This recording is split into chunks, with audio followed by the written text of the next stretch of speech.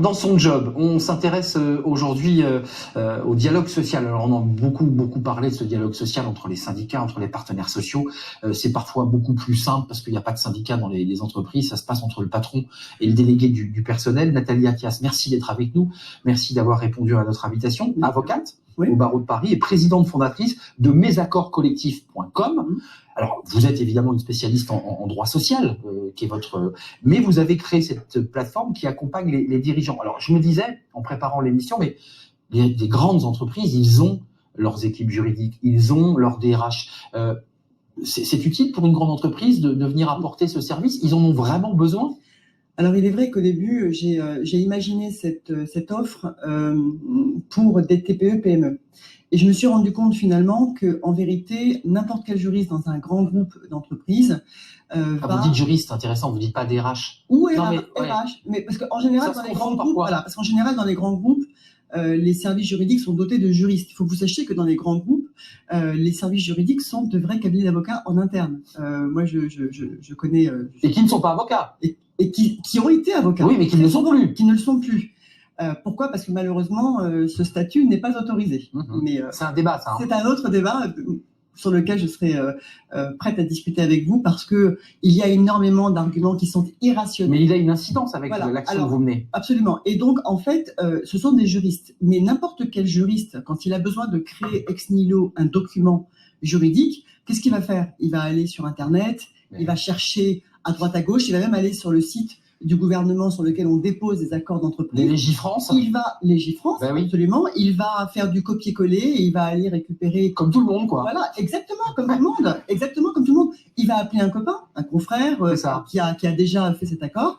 Et donc, en fait, moi, je me suis dit, mais finalement, pourquoi est-ce que on ne peut pas modéliser ces accords d'entreprise qui sont des documents, on va dire, assez formatés? Alors après, oui, l'enjeu, c'est de faire des accords qui soient, des documents qui aient un maximum de variables possibles pour offrir, bien sûr. Voilà, pour offrir à l'utilisateur un maximum de clauses qui vont lui permettre d'être le plus adapté à son entreprise et à ses besoins. Donc j'allais dire, c'est du clé en main, mais finalement adapté et finalisé en fonction des besoins de l'entreprise. Absolument. Et puis surtout compliant, parce qu'il faut que le document soit conforme aux dernières mises à jour. C'est pas à vous que je vais apprendre que le droit du travail est une matière qui évolue en permanence.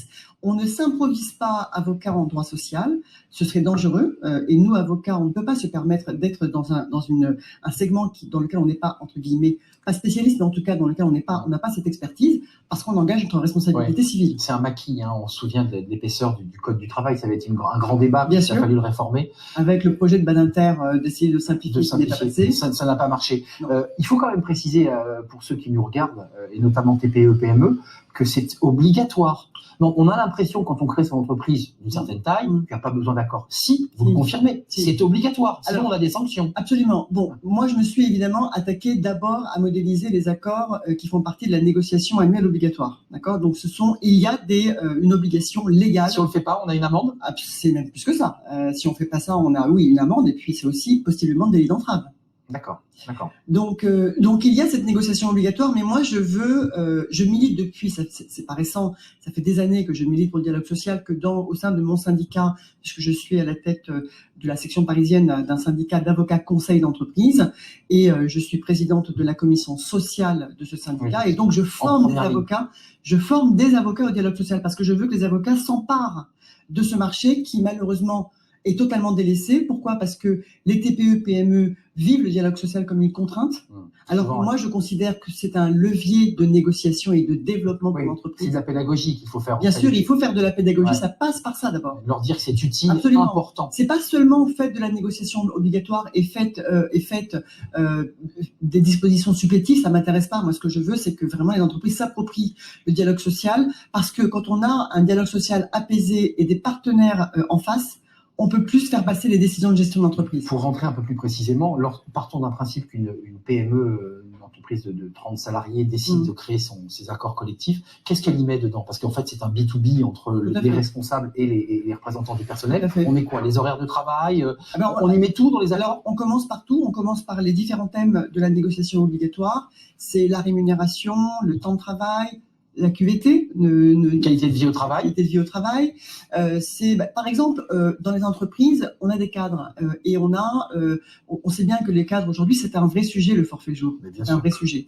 Si on n'a pas conclu un accord d'entreprise qui permet de conclure un forfait jour, annualisation, le cadre se retrouve soumis aux 35 heures. Enfin, les entreprises n'ont pas conscience du danger extraordinaire. En un mot, pour le cadre, pour le dire simplement, il est soumis aux 35 heures, mais il est au forfait jour. Ça veut dire que tout ce qu'il fait en plus, en fait, il ne peut pas ni le mettre dans un compte annuel, enfin, il perd ses heures. C'est ça, il perd ses heures, ou alors il engrange un vrai conflit avec son employeur sur les heures supplémentaires qu'il a faites sur les 3 dernières années. Donc, c'est de l'intérêt de l'employeur de bien cadrer cette question en particulier. Tout à fait.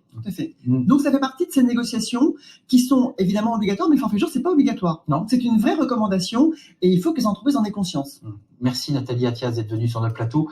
Mes accords collectifs, puis vous reviendrez lorsqu'on aura des débats sur le dialogue social et sur cette question qui va arriver à la rentrée, puisqu'il y aura évidemment des PSE, des entreprises. Ça fait partie des accords que je modélise, les accords de performance collective, évidemment malheureusement les PSE, mais il y a aussi beaucoup d'autres chantiers qui permettent aux entreprises de pérenniser l'activité et de sauvegarder l'emploi. Les accords de performance collective. On en avait parlé sur ce plateau. On fera d'ailleurs le point à la rentrée pour savoir où on en est de ces accords de performance collective. Avocate, présidente fondatrice de mesaccordscollectifs.com. Merci d'être venue sur le plateau de Smart Job.